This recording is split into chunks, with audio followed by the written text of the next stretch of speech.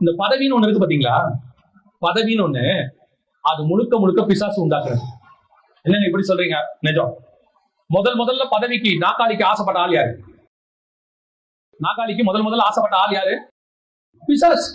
அவன் தான் சொன்னான், நான் வானத்துக்கு ஏறுவேன், ஆராதனை கூட்டத்துக்கு தலைவனாவே, வடபுறத்தில் உள்ள நகரத்தில் என் சிங்காசனத்தை போடுவேன். ஒண்ணு போஸ்டிங், இன்னொன்னு பதவி. தலைவர் ஆகணும் ஆராதனை கூட்டத்துக்கு. அந்த ஆசை இப்ப எல்லாருக்கும் இருக்கு. எப்ப இருக்காது? ஊழியம் ஆரம்பிக்கும் போது இருக்காது. எப்ப இருக்காது? சாப்பாட்டுக்கே வழி இல்லாத போது இருக்காது.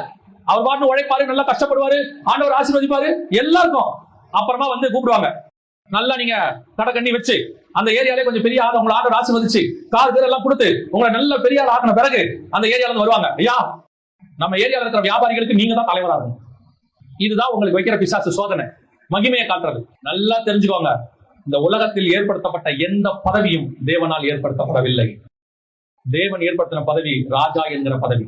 உங்களை என்னையும் அழைக்கும் போதே கர்த்தர் ராஜாக்களும் ஆசாரியருமாய் அழைச்சிருக்கிறாரு. துறைத்தலங்கள் இருக்கு, அதிகாரிகள் இருக்கிறாங்க, எல்லாத்துக்கும் கீழ்ப்படியணும். ஆனா இது எல்லாத்தை விட மேலானது, உங்களை என்னையும் கர்த்தர் ராஜாவா அழைச்சிருக்கிறார். தேவனோடு உட்காரும்படி